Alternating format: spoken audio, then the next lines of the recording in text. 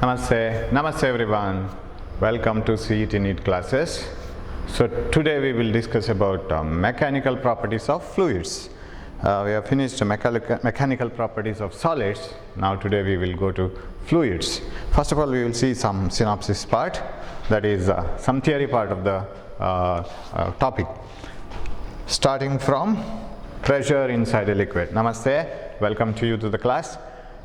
Any fluid, maybe liquid or gas, when it is kept in a container or when it touches its surface, it exerts a force on the surface, and that force is always normal to the surface. If you take a liquid in a container, say a beaker for example, the liquid molecules will exert force on the surface on all the sides like this, and that force is called by some other name called thrust.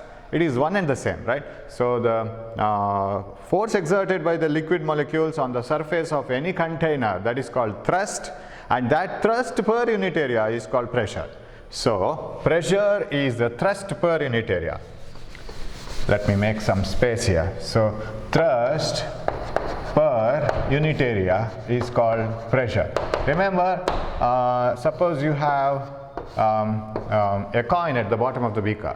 Whatever be the size of the coin, whether it is a smaller coin or a larger coin, pressure is same for both, because the larger coin will experience more force, more thrust than the smaller coin. But this area is more, area is less. So if thrust is more, area is also more. If area is less, thrust is also less. So pressure is constant. So what is the pressure inside a dam? Pressure at a depth of 5 meters inside a dam, water inside a dam, on different surfaces. Pressure is same. What about thrust? Thrust depends on area, because if the area is more, thrust is more. If area is less, thrust is less. So thrust is directly proportional to area, directly proportional to r square, because area is pi r square, length into breadth and something like that. It is directly proportional to the dimension, length into length, something like that. Okay, so thrust is proportional to area, proportional to r square, but at the same depth pressure is same. But pressure depends on depth. It is I have given this condition here at the same depth but different area. Thrust is different, pressure is same. Okay. How does pressure depend inside a liquid? Pressure is directly proportional to the depth inside the liquid. It depends on the density of the liquid. Of course, G is almost same everywhere. So as you go deep and deep into the liquid, pressure goes on increasing due to the fluid, right? So we are on the surface of the earth, right? We are deep in air now actually. We are in the deepest part of the air, atmosphere, and as we go above, the density of air goes on decreasing. So the pressure on the surface of the earth is highest. Pressure at the sea level is highest. And as you go to the Mount Everest, pressure of air will be less, because you are not inside, deep inside the air. If you calculate it from the top of air, you go to the surface of air where the pressure is zero, where there is no air. From there, if you calculate the depth, first you get Mount Everest, then the sea level, right? So sea level is more deep, so it is at more pressure. So pressure at sea level is taken as 1 atmosphere. Atmosphere is the unit used to measure pressure. So pressure at sea level is 1 atmosphere, and that is equal to 1.01 into 10 to the power 5 pascals. And how it is calculated? It is calculated using an instrument called barometer. A very simple barometer. Barometer is like this. Suppose you have, this is a rough idea of barometer. If you have a mercury tub containing mercury, you take mercury in a test tube like this and completely fill with mercury like this, and hold your thumb here and hold it like this and like this, so that there is no air. Take it and put it inside this tub of mercury, and when it is kept here like this, now what happens is this mercury inside the test tube, it starts coming down. It puts pressure on the mercury on the tub here, and when this comes down, this level should go up, isn't it? Because when mercury comes down, level should go up, but there is air pressure. Suppose this is done on the surface of the earth, air pressure is more. So this air pressure doesn't allow this mercury level to come down. This is a barometer, but it will come down a little bit like this. Suppose this is a test tube which is immersed, and if this is the level of the mercury in the tub, and as this pushes down this mercury tries to go up, but the air pressure will try to put it down. So there is a quarrel between the air pressure and the pressure created by this amount of mercury. So when they come to an agreement, what happens is the fall of mercury level in the test tube stops, and this is the only pressure it can apply and which can balance this atmospheric pressure. And if you calculate this H, you can calculate the atmospheric pressure, and this this height is about 75 centimeters in sea level, and if you calculate it as H rho g, density of mercury is 13,600, this is 75 centimeter, g is 10 almost if you take, then you will get this one. So pressure, this is barometer, rough barometer. Barometer is an instrument used to measure atmospheric pressure. Okay, so it depends on the depth, density, and of course acceleration due to gravity. And then there are other units, bar, torr and other things, so try to see that. I don't go all such theoretical aspects. Okay, yeah, whenever, so Archimedes principle, that is very important. Whenever an object is immersed in a liquid, it loses its weight. Some objects get immersed in liquid, some objects float in the liquid, and some objects get suspended inside the liquid. And while floating, some objects float with 50% of the volume inside. Some objects float with 30% of volume inside. So floating, even in floating there is a difference, right? Some objects float with more volume outside, less volume inside. That all depends on the density. If the density of the object is more and the density of the fluid is less, the object sinks. Iron sinks in water. Density of iron is more, density of water is less.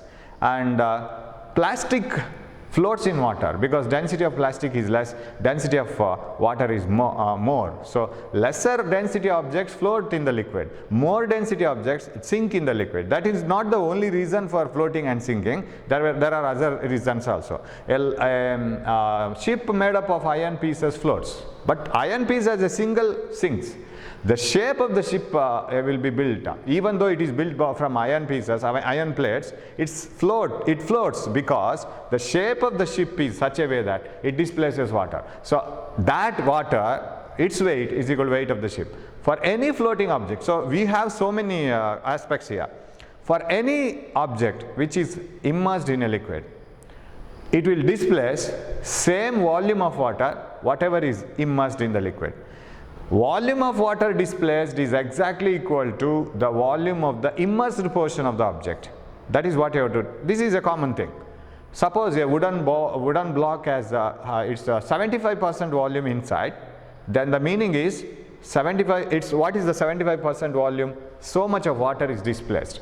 So volume of the immersed portion of the object and volume of the displaced liquid are one and the same always. So if you have an object floating like this, some portion of the object is outside, some portion is inside. This much amount of volume will definitely come out. Suppose before putting this wooden block in water, this was the water level. After putting the wooden block, the water level will rise. So you find out the volume of this water level and the volume of this immersed portion, they are one and the same. Volume of the immersed portion is always equal to the volume of the liquid displaced. Or you completely fill the beaker with water and now you put it in the put the wooden block, some water will come out, right? That volume is equal to volume of the liquid displaced. It is a very simple logic, because when that much volume of block goes inside water, so much of water should come out. Suppose in a house only 5 persons can be accommodated, it is the only very small house, let us say, and if the 6th person wants to go in, 1 person should come out. That is the only way to accommodate, right? So if this portion has to go in, the same amount of portion has to come out. So volume of the immersed portion of the object is equal to volume of the displaced liquid. What about weight? Weight is always the lost weight. Whenever an object is immersed in a liquid, it loses weight compared to its weight in air. Suppose a spear, iron spear, weighs 5 kg in air. Put it inside water. You take it in a spring balance. Right, this is a spring balance and this is iron. So this is 5 kg. Now just immerse it in a liquid. It weighs less. Why? Because of upthrust. All the molecules in a liquid, I will call it as buoyancy or upthrust. Resultant upthrust or buoyancy. Suppose there is an object inside water, say. Water is a fluid. All the molecules will exert force, thrust on this object, and remember, this part of the object is at a lower depth. Pressure is directly proportional to depth. This part of the object is at lower depth and this part of the object is at higher depth. That means the pressure or the force given by the molecules in the lower side, which is in the upward direction, the upward force given by the lower molecules, which are deep, is more than the downward force given by the upward molecules on the upper side. The upper side of the object is at lower depth, so molecules push it down with the lesser force, and the molecules at the bottom will be at more depth, so they will have more pressure, they will be putting more thrust on the object upwards. So which is finally the greater one? It is a tug of war. This push downwards is smaller, push upwards is more, so there is a resultant upthrust. But if that resultant upthrust is greater than the weight of the body will float. If the resultant upthrust is greater, body floats. But if weight is more, upthrust is less. But still there is an upthrust, remember. If the upthrust is weak and weight is more, body sinks. And if the upthrust is equal to weight of the bodies get suspended inside somewhere. So this is the principle of, this is another way of explaining why the body floats and why a body sinks. That is another explanation. Okay. So that resultant upthrust is called buoyancy. So as soon as you put that sphere inside water, what happens? There is a resultant upthrust. Now it is not weighing 5 kg, it may weigh 4.8 kg. 0.2 kgs are lost. And now after immersing, you know that before immersing, suppose this is the level of water. After immersing, the level of water rises, correct? You take the volume of this water, exactly equal to the volume of the body. Why? Sir, you said that volume of the immersed portion of the body, you said that it is volume of the immersed portion of the body. Yes, now the whole body is immersed. So volume of the body itself is the volume of the displaced liquid.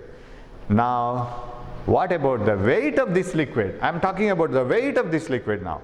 Volume of the immersed portion and volume of the displaced liquid are same. That is what? That is a correct argument. Here also, volume of the immersed portion, volume of the displaced liquid are same. Here the whole body is immersed, so volume of the whole body is equal to volume of the liquid displaced. Now what about the weight? Always the body will lose the weight. And what is the lost weight? How much weight it will lose? Sir, 0.2 kg, sir. Now it is weighing 4.8 kg. Last time it was 5 kg. That weight, lost weight, is equal to weight of the liquid displaced. It is not the weight of the whole body. Sometimes it may be weight of the whole body. Let us see when it is. But general formula is, general theory is, general fact is, weight of the lost weight of the body, the weight that the body loses when it is immersed because of the upthrust, because the molecules will support us. So we feel that vessel inside water is lighter, but when it is taken outside it is heavier. So weight of the lost weight of the body is equal to weight of the displaced liquid. Now what happens when it floats? Volume of the immersed portion is equal to volume of the liquid displaced. But when it floats, it has lost all its weight, right? If you put a wooden block in a spring balance and okay, like this, put a wooden box in a wooden cube in a spring balance, it will weigh, sir, it is weighing 500 grams, sir. Put it inside water. Now spring balance is free because water itself is completely supporting it. It is floating. Wooden block is floating in water, so spring balance is not having any responsibility of holding it now. What is the lost weight? It loses its weight completely. Any floating object loses all its weight. So what is the weight of the displaced liquid? Weight of the displaced liquid is equal to weight of the body itself when it is floating. Same equation, weight of the lost weight of the body is equal to weight of the liquid displaced, but when a body floats, it loses all its weight, so all the weight of the body is equal to weight of the liquid displaced. So these two things, Archimedes said this, and with this he was able to see whether a golden ornament, whether it contains cavity inside or whether it is mixed with some other impurities. He was able to find it out, because if somebody prepares a golden ornament, and same amount of gold, pure gold, must displace the same amount of water as this ornament if it is not made up of some other impurity and if there is no cavity inside. So he was able to compare it. That means we have two things here. When a body is inside a liquid or floating in a liquid, lost weight is equal to weight of the liquid displaced, but immersed portion volume is equal to volume of the liquid displaced, and that should be very clear. So this small technique will help you a lot in solving many problems. Maybe a very 5th standard or 6th standard idea, but you will have to go deep into that. And another thing here is, we define a term called specific density, right? Specific gravity. So this is H rho g, right? Pressure is, what did I write here? Okay, let it be. That is, yes. Specific density is equal to weight in air divided by loss of weight in the liquid.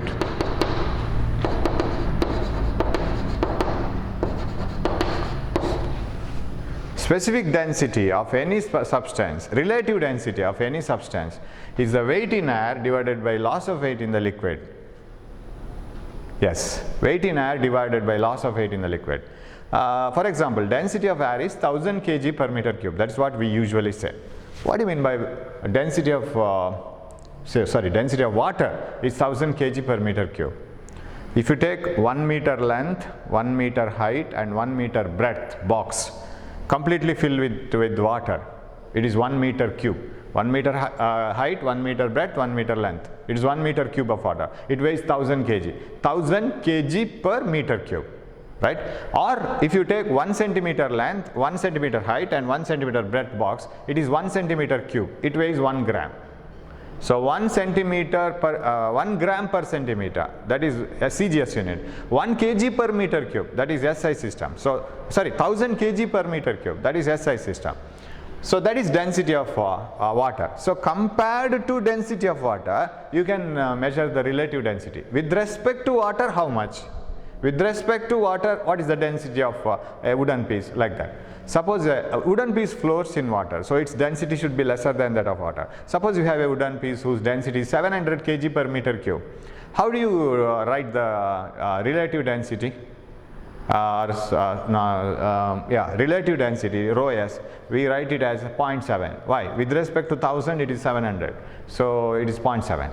And if mercury has the, or if a liquid has a density of say 5000 kg per meter cube, what is its relative density? 5, because it is 5 times greater than that of water.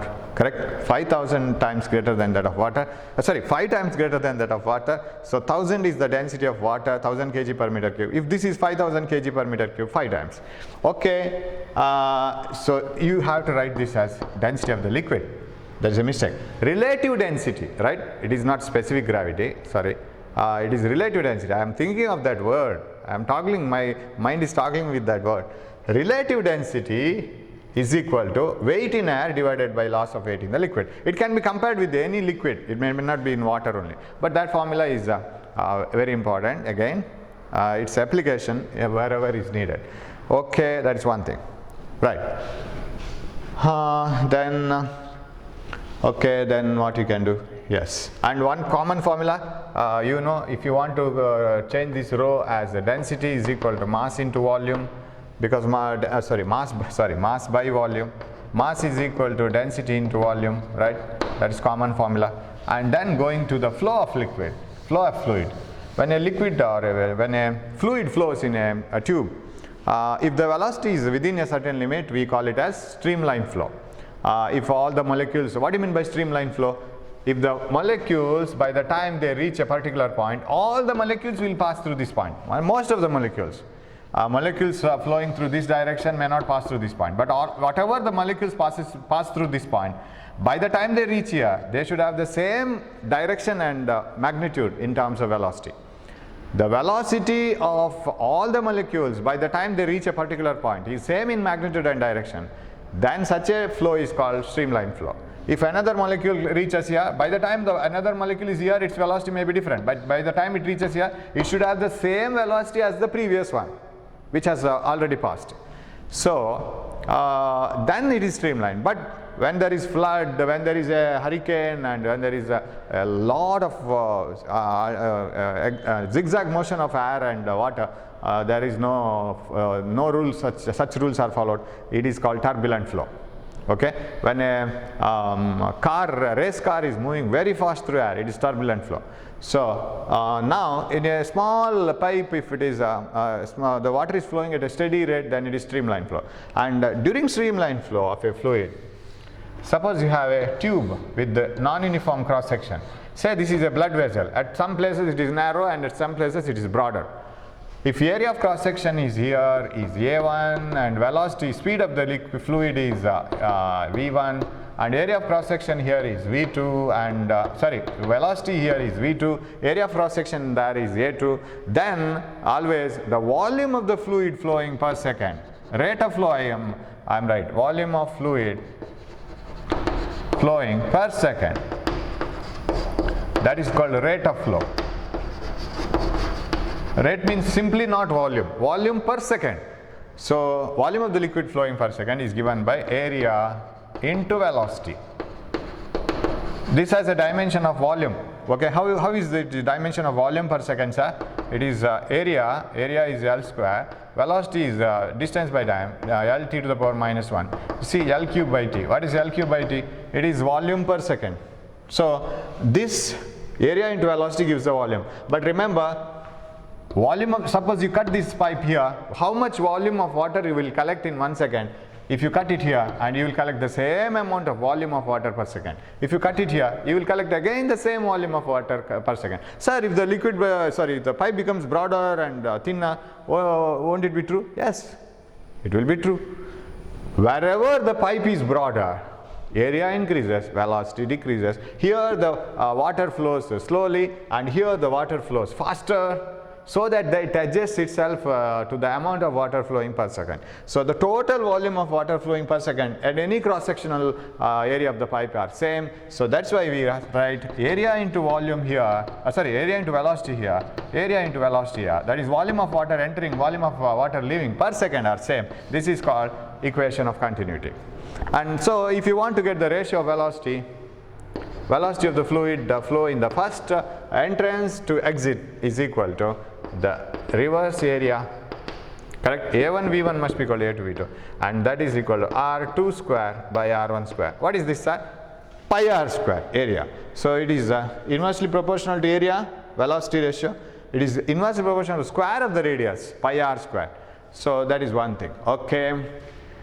This is called equation of continuity. A1 V1 is equal to A2 V2. And suppose in a blood vessel, if some fat or cholesterol content is deposited, then it becomes narrower and narrower and narrower, right? So in order for the volume of the blood to flow continuously, then the velocity of the blood flow increases, and that creates problem that we will come across in Bernoulli's principle. Okay, what type of problem it creates? That is what you call blood pressure increases, and that finally leads to the heart attack sometimes. Yes. Now coming to Bernoulli's principle. What does Bernoulli's principle say? Any fluid, when it is moving, Bernoulli says it has got three types of energies, and it may be at a certain height from the ground, potential energy, it is flowing, kinetic energy, and it also has got pressure energy. Without pressure difference, it cannot flow. So there is a pressure energy. So how do you write the total energy? A total energy must be constant. If when a fluid flows from one point to another point, suppose one energy increases, definitely another energy decreases. Suppose a liquid flows in a tube like this, and by the time it comes down, its kinetic energy increases. But the potential energy decreases because height has decreased.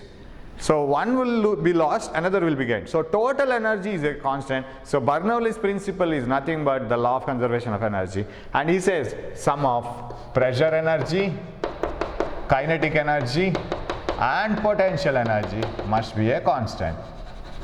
What is pressure energy? Pm by rho.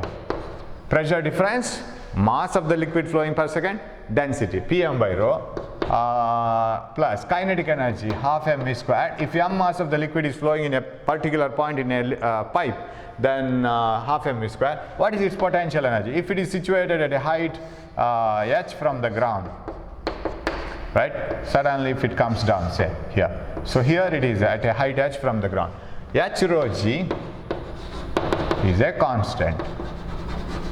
Okay. Now if you want to find out what is the kinetic energy, potential energy, pressure energy per unit mass, I will consider 1 kg of mass here, mass of the liquid here, 1 kg, 1 kg, 1 kg, 1 kg, everywhere 1 kg. So what is per unit mass? Take m everywhere, right? Then how it will be? And you have to, there is no mass here, you have to bring mass here, right?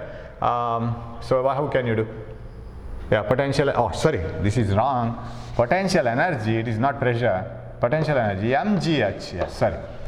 Pm by rho, pressure energy. Kinetic energy, half mv squared. Potential energy, mgh. Suppose if I consider m mass of the liquid, then mgh from the ground. Okay, now, what is the energy per unit mass?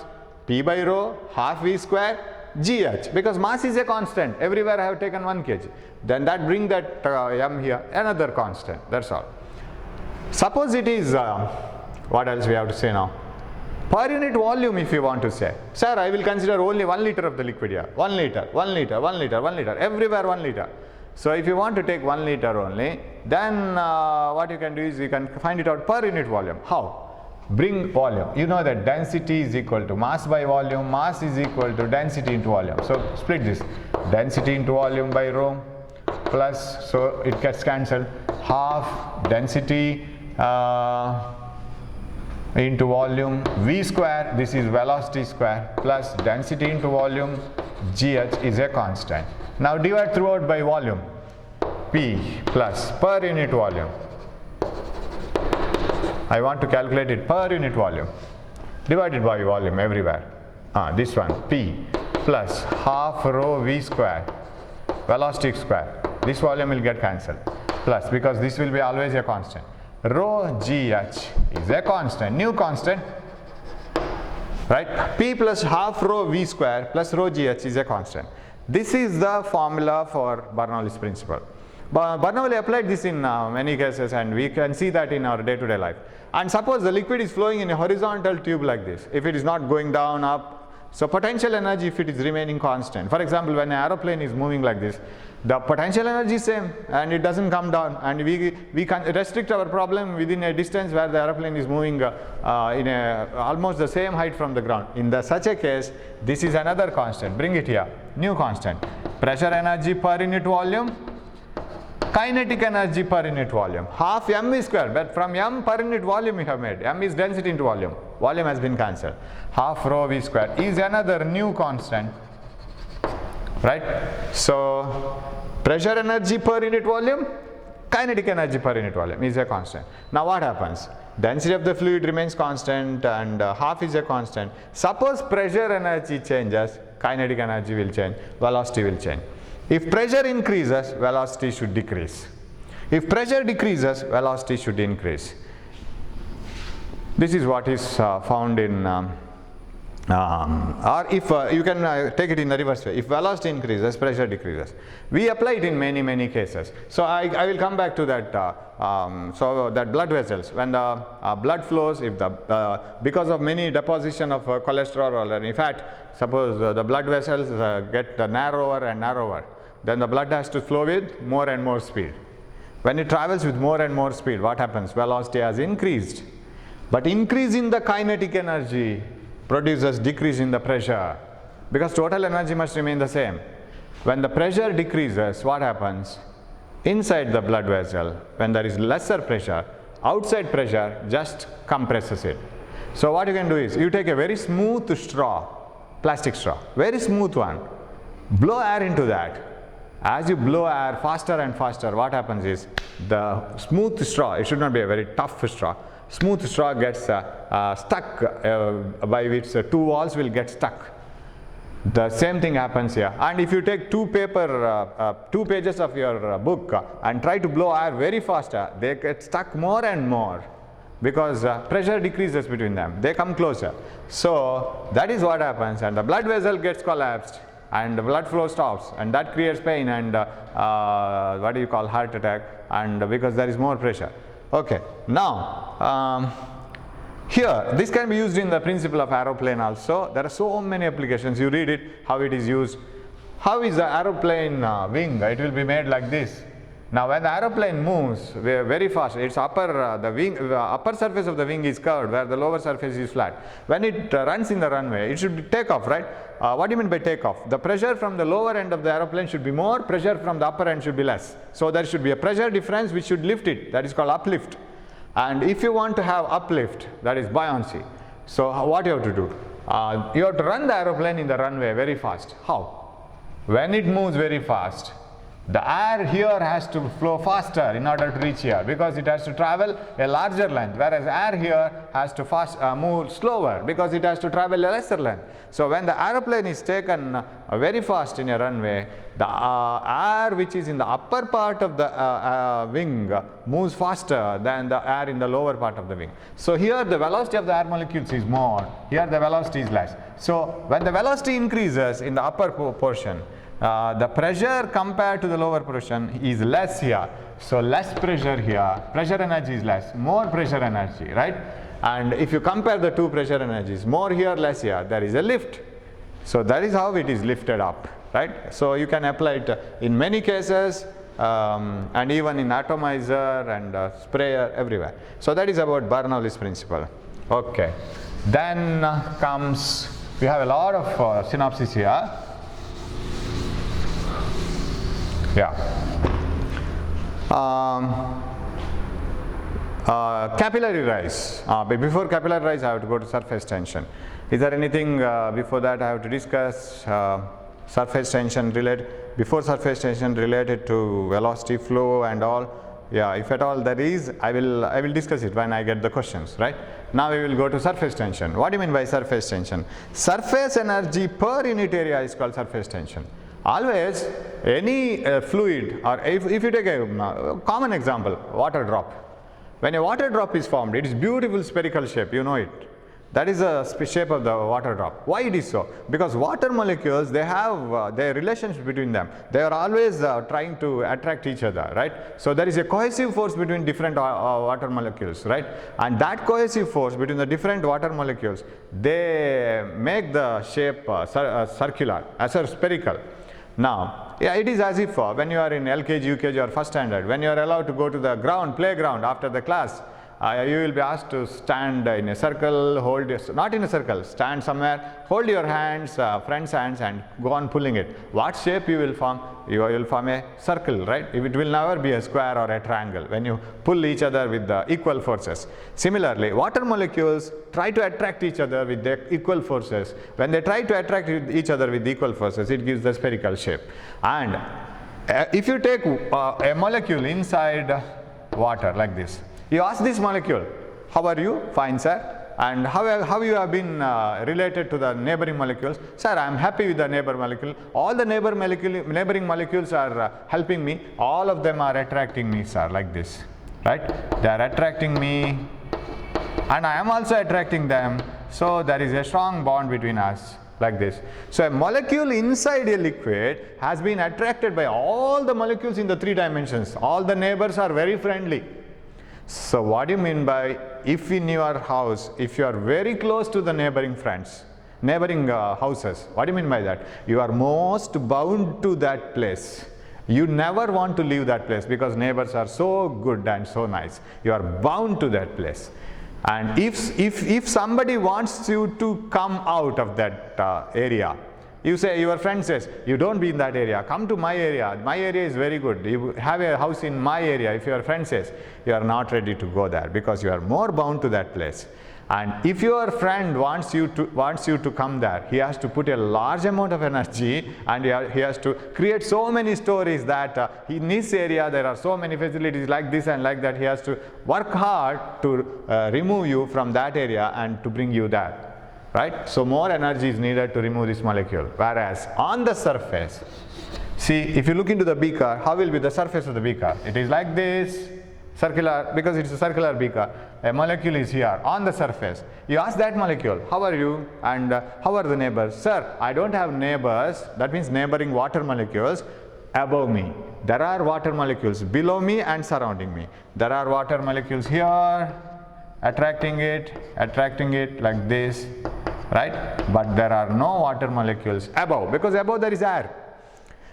That means a molecule on the water surface is not so much bound as a water molecule inside. Do you agree? Because it is not bound by the 50% of the volume. Only 50% of the volume it is bound. So water molecule here is bound by only water molecules here. It is bound by only water molecules here, not by the outside air. It is less bound. So definitely water molecule on the upper surface has got more energy. Surface has more energy. Water molecule in the lower inside has less.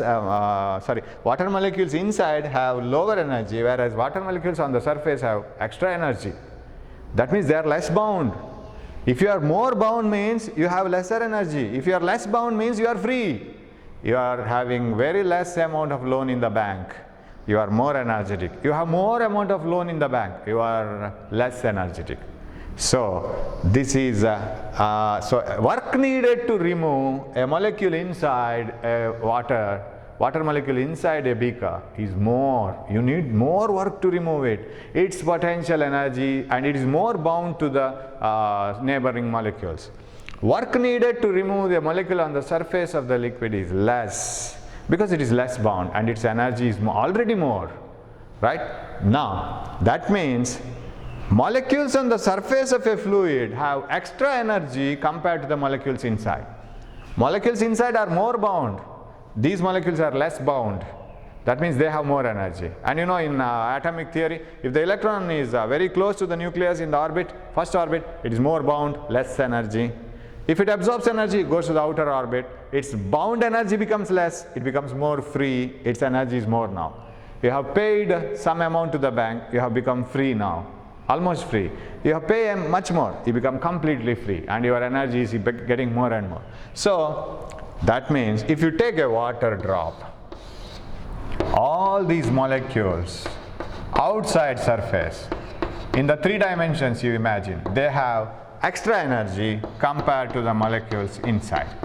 Molecules on the surface of the water drop have more extra energy than, molecules inside, and that extra energy per unit area is called surface tension.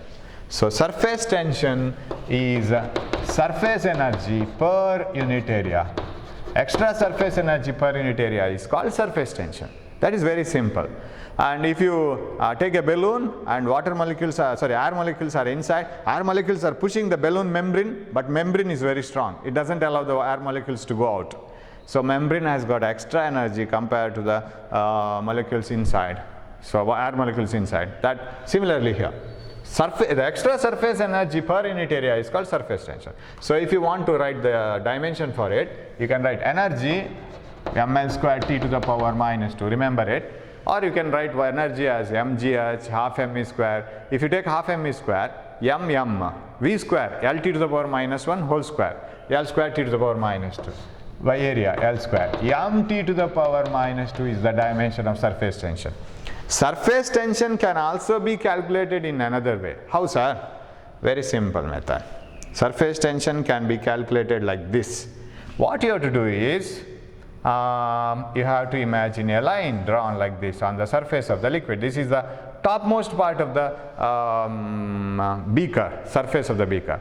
You take the surface of the beaker. Imagine a line drawn on the surface of water. Not possible, but imagine that you are keeping a scale on the surface of water and drawing a line like this. So many molecules are appearing on this line, right? You ask these molecules, how is your condition? Sir, we have been pulled by all the molecules on either side, sir. How? Equally. A molecule here will be pulling it like this, another molecule here will be pulling it like this. So what is the net force on all the molecules on this line? 0. because they have been equally pulled on either sides. So if you consider only those molecules parallel to the surface, right? Forget about the molecules inside. So a water molecule on the surface of the liquid is pulled equally from all the sides. So if you draw a line of molecules have net force 0. Calculate the force on only one side. Then the net will not be 0.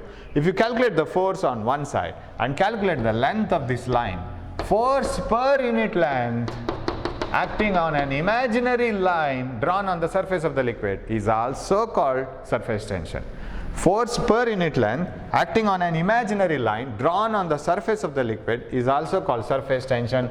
Now, if you want to write the dimensions once again, force, mass into acceleration per unit, same you will get. What is the unit, sir, for surface tension? You can use this, Newton per meter.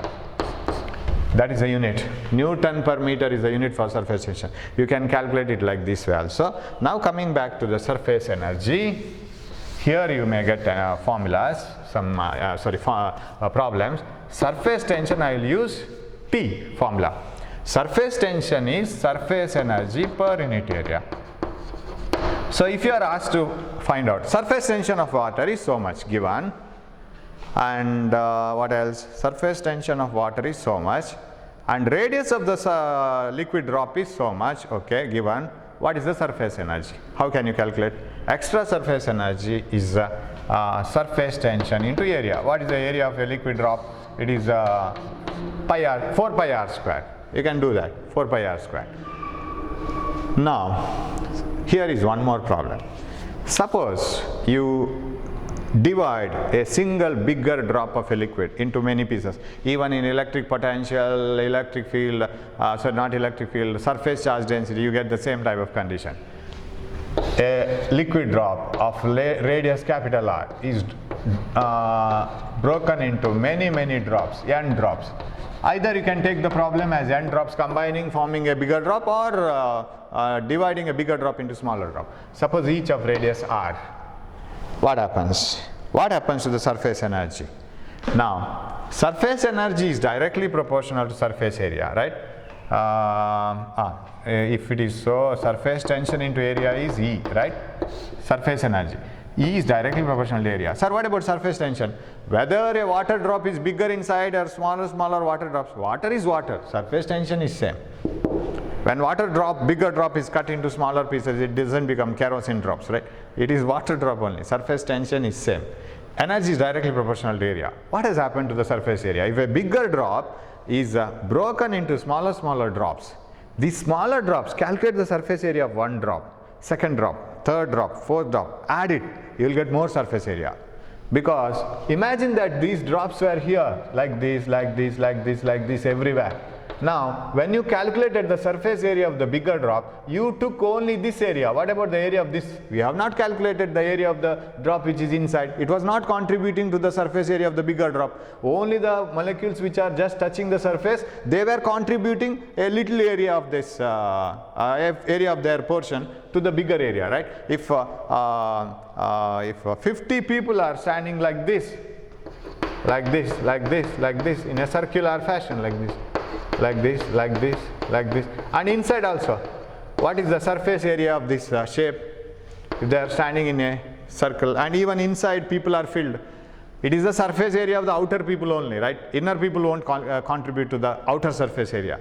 Suppose you break that group into individual groups. Now individually calculate the surface area of each person. You will get more because each one will contribute. So when the bigger drop is divided into n smaller drops, the total surface area of the bigger drop, total surface area of each small drop into n times will be more, and the single surface area of the bigger drop will be less. That means surface energy is directly proportional to surface area. So what happens here, the case? When a bigger drop has lesser surface energy, surface area, it should have lesser surface energy. When totally you combine this, surface energy is more because area is more. That means if you divide a bigger drop into smaller drops, the total energy needed is more afterwards, after breaking. That means energy is absorbed. From where this it has to come then? Energy is absorbed when you break a bigger drop into smaller drop. Suppose smaller drop, individually having small energy, but when they are combined, there is total energy. That total energy is greater than the single drop energy. So when smaller drops combine together to form bigger drop, total energy gets decreased. Because if you ask individually all the drops energies and calculate the total and compare it to this one, this will be having lesser energy. So energy is released. When smaller drops combine together to form a bigger drop, energy is released. When a bigger drop is broken into a smaller drop, energy is absorbed from outside, because you need more energy afterwards. Of course, here you have to find that the volume is same in both the cases. This total drops combined and this single drop. So 4 by 3 pi r cube must be equal to n times 4 by 3 pi small r cube. This one is always true. We have done this already in one of the video. R cube is nr cube, or r is equal to cube root of nr. This formula is very important. So that is one thing about the surface tension. Okay, then because of surface tension we have so many consequences. Liquid drops are spherical in shape. Water rises in the wick of a lamp. Water rises from the root of a lamp to the tip of the lamp, ascent of sap, what you call. And there is capillary rise. One more thing. What is capillary rise? Rise or fall in the liquid level in a very small narrow tube. That is called capillary rise. And if you have a capillary tube dipped in a liquid, the water level rises here, right? It will be standing here. That is because of surface tension. Water molecules will use the adhesive force between the glass wall of the tube and their surface. They climb up. This is called capillary rise. If H is the capillary rise, then how do you write the capillary rise formula? Or surface tension T is equal to R rho G H by 2, where R is the radius of the capillary tube, and if I exaggerate it, this is the radius of the capillary tube, and rho is the density of the liquid, G is acceleration due to gravity, H is capillary rise, and 2 is a constant. Suppose this experiment is done in in a place where there is no gravity. This keep on rising. Because of gravity it stands here. So in a gravity free space, capillary rise is infinity. It will keep on moving up because there is no mg downwards, right? There is no weight putting it downward. Because of weight it has stopped here, otherwise it would have climbed up. Okay, so now here another problem. It is how the height, capillary rise and radius are related. If in a single liquid we are doing the experiment with different tube, liquid is same, only the tubes are different, radius is different. So same surface tension, 2 constant, G constant, density constant, same liquid, H is inversely proportional to R. That means broader the tube, more radius, lesser will be the height.